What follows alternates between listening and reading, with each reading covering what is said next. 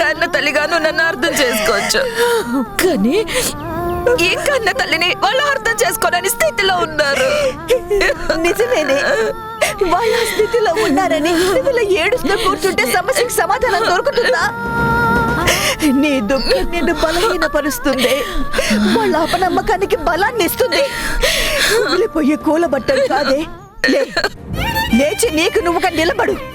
నువ్వు ఎన్నాళ్ళు మౌనంగా రోధించినా నీకు సమాధానం దొరకదు.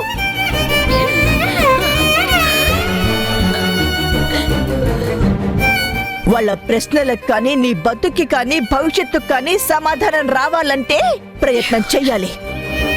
కారణం ఏంటి అనే దానికోసం ప్రయత్నం చెయ్యాలి. సమాధానం దొరికేంత వరకు కష్టపడాలి, శ్రమ పడాలి, సాధించాలి.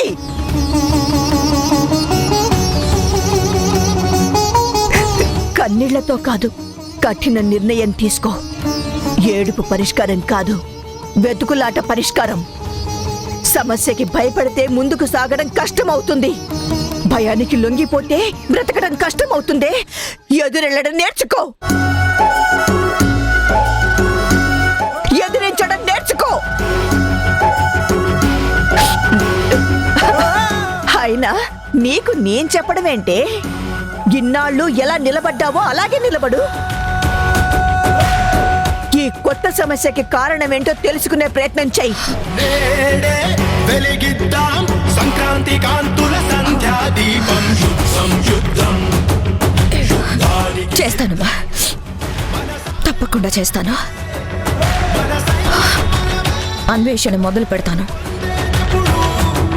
దీని అంతటికి కారణం ఏంటో ఖచ్చితంగా తెలుసుకొని తీరుతాను. తప్పు చేయకుండా తల వంచుకొని నిలబడే పరిస్థితి నుంచి నా తప్పేం లేదు అని తలెత్తుకుని చెప్పే స్థితికి వచ్చేదాకా వెతికి తీరుతాను. నేనేంటో, నా నిజాయితీ ఏంటో నిరూపించుకొని తీరుతాను. అవమానపడుతున్నామని నా పిల్లలకి ధైర్యాన్ని, స్థైర్యాన్ని ఇచ్చే స్థితికి తీసుకొస్తాను. ఇక నుంచి నేను ఆ లక్ష్యంతోనే బ్రతుకుతాను. సాధించే వరకు విశ్రాంతి తీసుకోను. సంక్రాంతి కాంతుల సంధ్యా దీపం యుద్ధం యుద్ధం యుద్ధానికి సిద్ధం యుద్ధం యుద్ధం ఓ యుద్ధానికి సిద్ధం.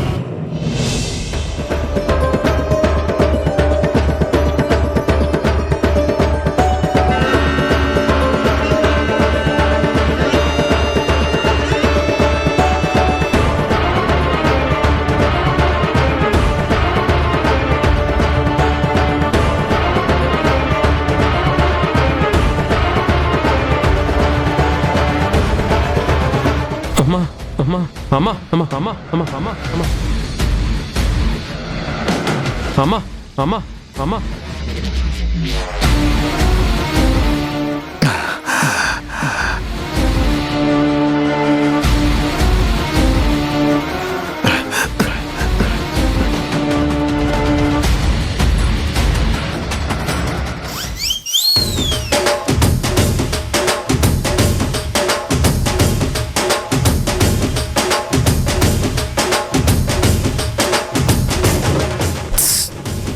ధీరజ్,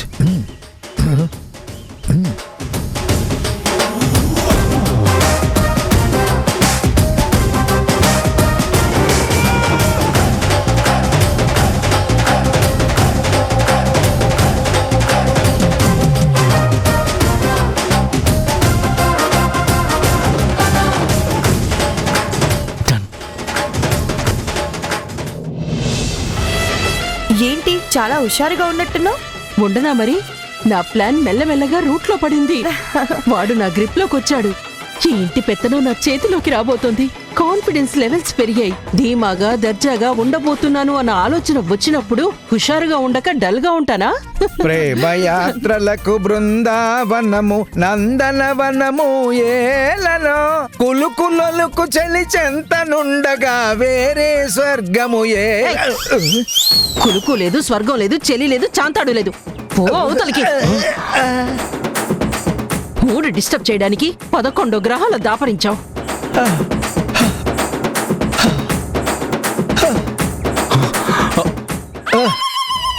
అయ్యో నాన్న,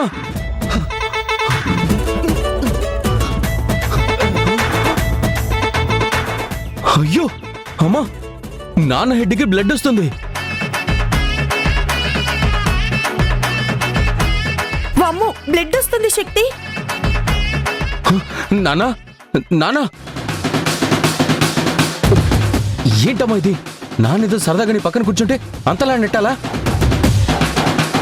చూడు ఎంత పెద్ద దెబ్బ తగిలిందో. స్పృహ కూడా తప్పినట్టుంది. నానా నానా అమ్మా టీపై బలంగా తగిలినట్టుందమ్మా. బ్లడ్ వస్తుంది కూడా. నానా నానా నానా నానా అయ్యో అయ్యో, ఇప్పుడు ఎలా సౌమ్య? తలకి బలంగా దెబ్బ తగిలినట్టుంది. హాస్పిటల్కి తీసుకెళ్దామా? మీరు మీరు వెళ్ళి కార్ తీయండి. అమ్మా నువ్వు వెళ్ళి క్యాష్ తీసుకొని రా. వెళ్ళు, నువ్వు కారుతి.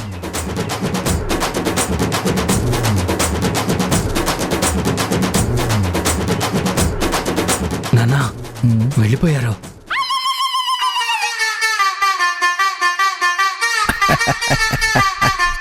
అమ్మా సక్సెస్.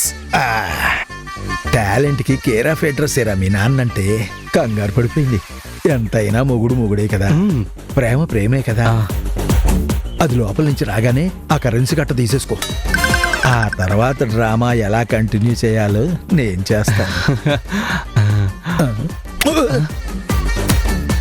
సాస్ భలే తీగ ఉందిరా. ఏ కంపెనీయో చెప్తానుంటూ. శక్తి, అమ్మ త్వరగా రా. వస్తుంది. నానా నానా వెళ్ళు, పద పద, లేపు.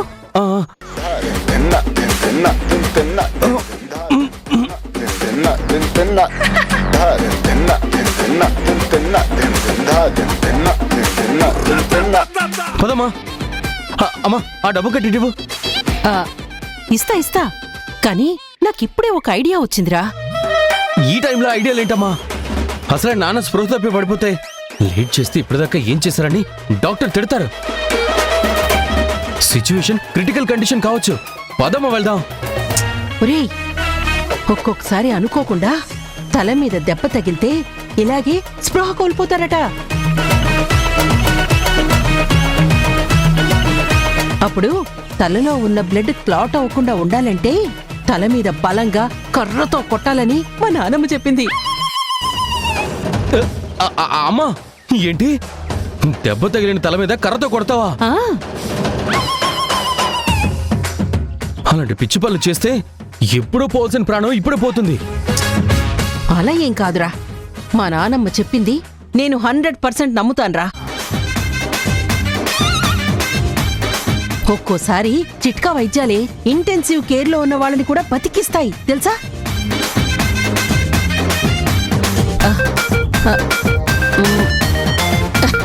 అదిగో అక్కడ కర్రుంది, ఆగు.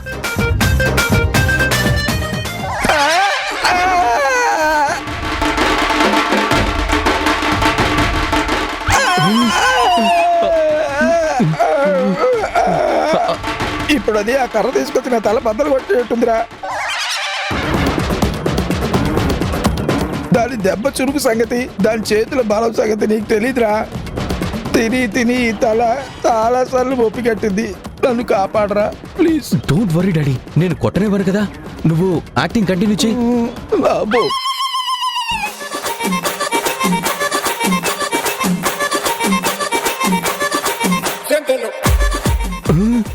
కార్ రెడీ, తొందరగా తీసుకురండి. సౌమ్య నువ్వు ఆగు. అదేంటి కర్ర పట్టుకున్నావు? శక్తి, ఆ కర్ర ఏంటి? తల మీద దెబ్బ తగిలినప్పుడు కర్రతో కొట్టాలని మా నాన్నమ్మ చెప్పింది. అందుకే ఇలా కొడితే బ్లడ్ క్లాట్ అవ్వకుండా ఉంటుందట. అందుకే కొడుతున్నాను. బుర్రలో రక్తం గడ్డకట్టడం కాదే, బుర్ర 2 వక్కలై చస్తా.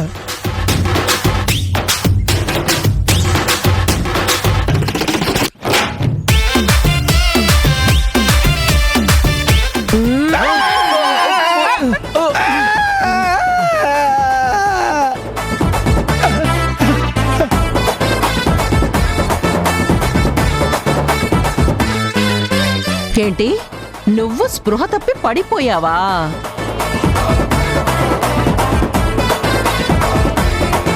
చూడు, హనుమంతుడి దగ్గర కుప్పిగంతులు అన్నట్టు నీ పిచ్చి ప్లాన్లు, పిచ్చి వేషాలు, వెధవ డ్రామాలు, ఓవర్ యాక్షన్లు నా దగ్గర నడవ్వు. నువ్వు డబ్బు కట్టలకి కక్కుర్తి పడుతున్నావేమో. నువ్వు అరిచి గీ పెట్టినా, చచ్చి కాళ్ళు పట్టుకున్నా కూడా ఒక్క పైసా కూడా రాల్చాను. ఎరా, నువ్వు కూడా ఆయనతో చేరి దొంగ నాటకాలు మొదలు పెట్టావా? ఇలాగే నాటకాలు ఆడితే ఇక్కడికి పడతాయా? జాగ్రత్త. సౌమ్య పద. పేదవ తెలివితేటలు. జాగ్రత్త.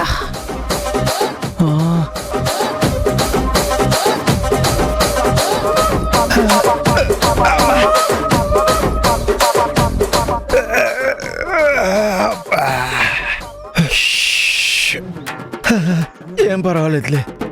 నెక్స్ట్ టైం గ్యారంటీగా ఇంకో ప్లాన్ వేద్దాం.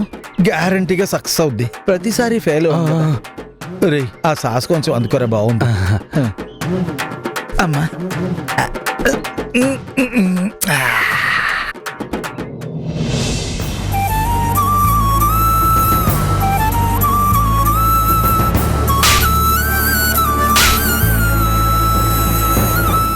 రెచ్చిపోయి ఇంకోసారి పిచ్చి బాగుడు వాగారంటే నాలుక చీరేస్తాను. ఊరుకుంటుంటే రోజు రోజుకి రెచ్చిపోతున్నారు. అది టైం ఇవ్వండి, చెప్తాను అంది కదా. ఎందుకు నీకు తావేశం? వయసు రాగానే సరిపోదు, బుద్ధి జ్ఞానం ఉండాలి. వాళ్ళెన్నేళ్ళు దాయడం తప్పు కాదు, కానీ మేము అడగడం తప్ప? అమ్మమ్మ ఎందుకంత సీరియస్ అయి కొట్టింది? అంత ఓపిక ఉన్న అమ్మమ్మే చేసుకుందంటే మేమంత తప్పుగా మాట్లాడామా? నాన్న గురించి అడగడమే తప్ప?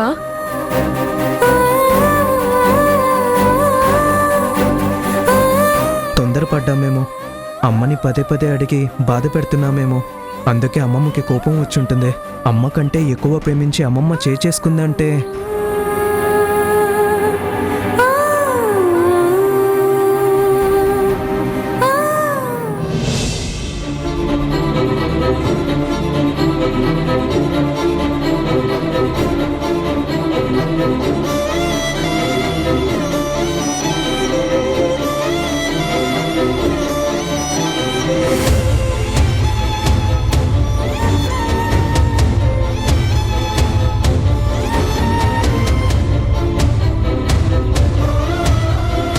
అమ్మమ్మ తొందరపడింది. ఏదో ఆవేశంలో చెయ్యి కూడా చేసుకుంది. అమ్మమ్మ కొట్టినందుకు బాధపడుతున్నారా?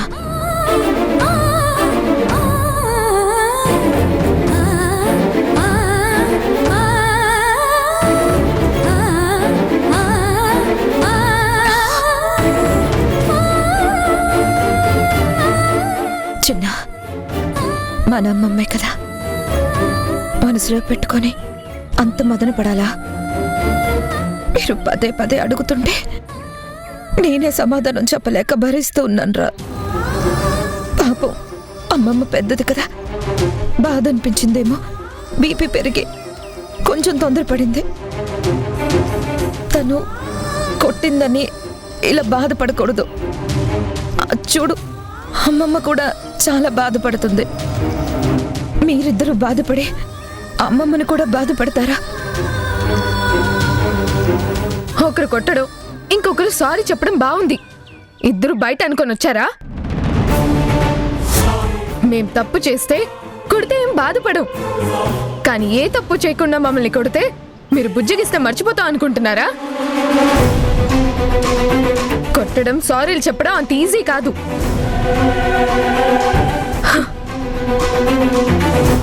చూడమ్మా, చూడు వాళ్ళెంతలా బాధపడుతున్నారో. ఇదంతా నువ్వు కొట్టడం వల్లే. నాకు రాని కోపం, రోషం నీకెందుకు? నువ్వు వాళ్ళని కొట్టడం తప్పే.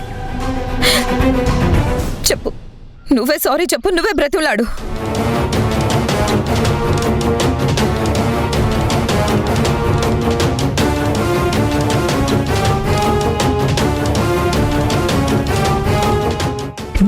సారీ చెప్పడం కాదే, కన్న తల్లి గురించి అలా మాట్లాడినందుకు వాళ్ళే నీకు సారీ చెప్పాలి.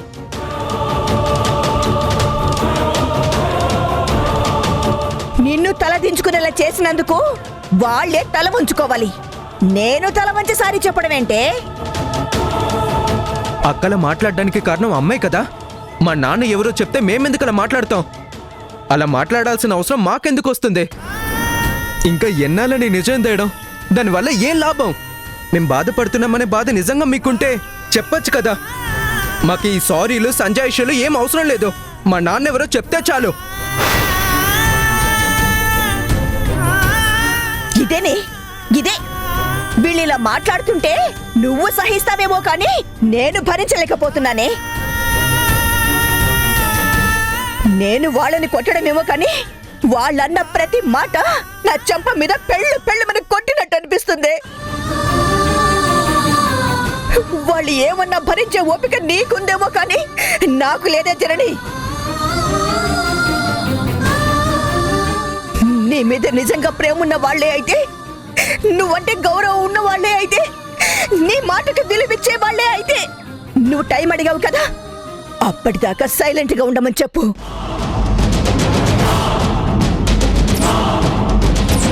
ఈ సారీలు గీరీలు చెప్పడం నా వల్ల కాదు.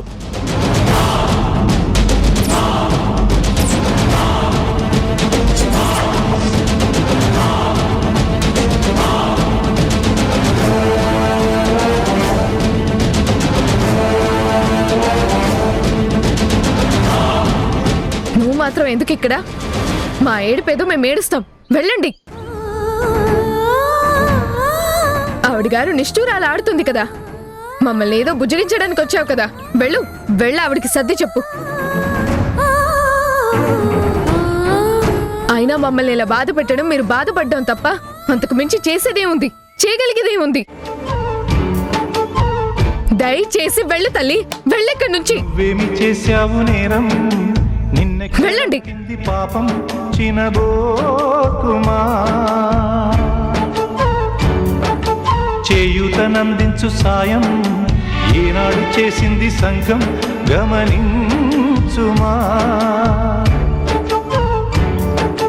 కన్నీటి వర్షానికి కష్టాలు చల్లారునా, మార్గం చూపే దీపం కాదా ధైర్యం.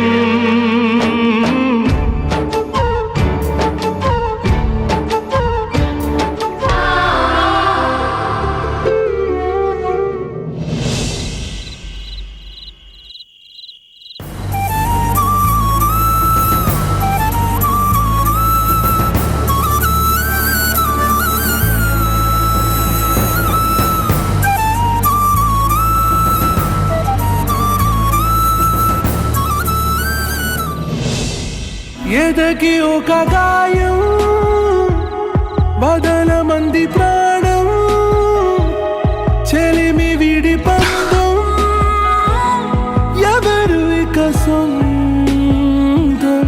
కలతపడి హృదయం కరగనంది మౌనం, గతము విడి పాశం ఏది ఇక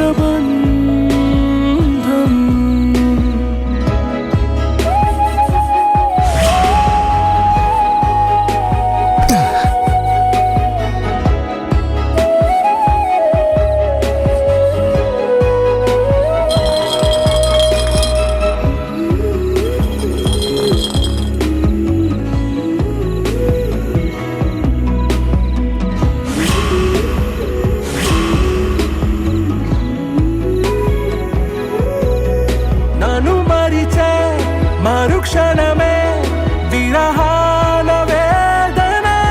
ఎదకి ఒక గాయం బదల మంది ప్రాణం, చెలిమి విడి పందం ఎవరు ఇక సొంతం.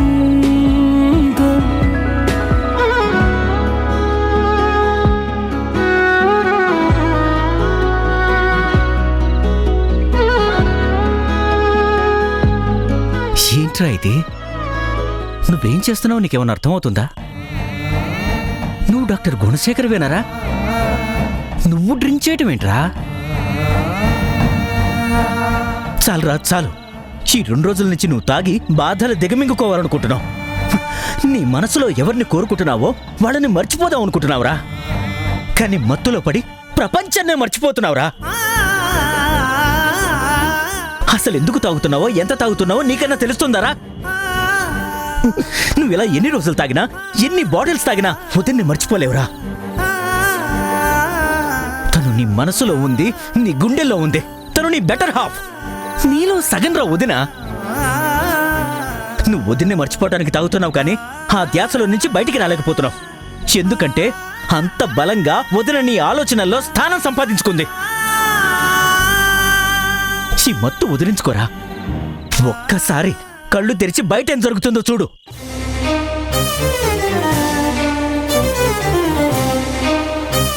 నాకేం కనపడటం లేదురా. అబద్ధం ఆడుతున్నావురా. కనిపిస్తుంది, నీకు వదిన మాత్రమే కనిపిస్తోంది. తను వెళ్ళిపోయిందన్న బాధలో మునిగి తేలుతున్నావు. నువ్వు నీ డెడికేషన్కి దూరం అవుతున్నావు. నువ్వు ప్రొఫెషన్కి దూరం అవుతున్నావు. ఛ! హాస్పిటల్లో ఎంతో మంది పేషెంట్స్ నీ కోసం ఎదురు చూస్తున్నారా. ప్రాణాలు గుప్పెట్లో పెట్టుకుని బతుకు మీద ఆశతో నిన్ను కలవరిస్తున్నారా. నువ్వేమో కడుపు నిండా విషం నింపుకుంటున్నావు. ఇక్కడ ఇలాగే తాగుతూ కూర్చుంటే వాళ్ళనెవరు బతికిస్తారా? వాళ్ళనెవరు ఆదుకుంటారు? రారా, నువ్వు హాస్పిటల్కి రావాలి.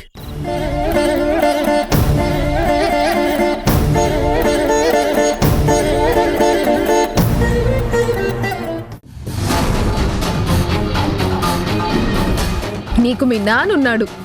ఆయన డిఎన్ఏ నీకు సరిపోతుంది. సరిపోనిది మాకు. నాన్న లేనిది మాకు. నీ సంబంధం వేరు, మా సంబంధం వేరు.